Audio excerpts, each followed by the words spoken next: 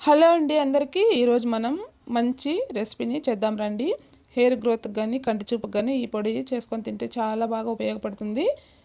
ఇప్పుడు స్టవ్ వెలిగించుకొని పెనం పెట్టుకొని అందులో 3 స్పూన్ల ఉద్దిపప్పు, 2 స్పూన్ల పచ్చిశనగపప్పు మనం వడకేస్తాం కదా ఆ పప్పు వేసుకొని ఇలా కొద్దిసేపు కలర్ వచ్చే వరకు వేయించుకోవాలి. ఇలా వేగిపోయిన తర్వాత అందులో మనం తినే కారాన్ని బట్టి పచ్చిమిర్చి ఎండుమిర్చి వేసుకోవాలి. ఎండుమిర్చి వేసుకున్న తర్వాత అందులో కొద్దిగా జీలకర్ర, పల్లీలు కూడా వేసుకొని ఇలా వేయించుకోవాలి. ఇవన్నీ బాగా వేగిపోయే వరకు మంచి కలర్ రావాలి, మరీ మాడిపోకూడదు. ఇలా వేయించుకున్న తర్వాత ప్లేట్లోకి తీసుకునేసి ప్లేట్లో కొద్దిసేపు చల్లారిపోయిన తర్వాత ఇలా మిక్సీలో వేసుకోవాలి.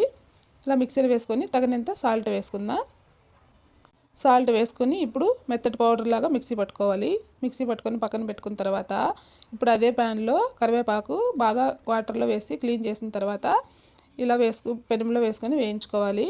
చూడండి, ఇది మంచి కలర్ రావాలి.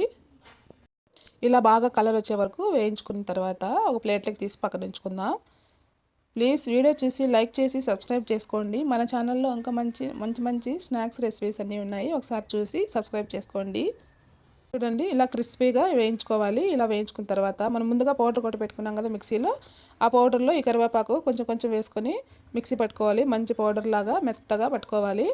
ఇలా మిక్సీ పట్టుకున్న తర్వాత ఇందులో వెల్లుల్లిపాయలు కూడా వేసుకోవాలి. వెల్లుల్లిపాయలు కూడా వేసి లాస్ట్లో అలా 2 సార్లు తిప్పితే చాలు.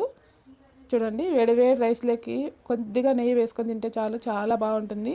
పిల్లలకైనా పెద్దలకైనా జుట్టు రాలిపోకుండా మంచి ప్రోటీన్ రెసిపీ ఇది. మీరు కూడా ఒకసారి ట్రై చేయండి. టేస్ట్ అయితే చాలా బాగుంటుంది నెయ్యి వేసుకొని తింటే.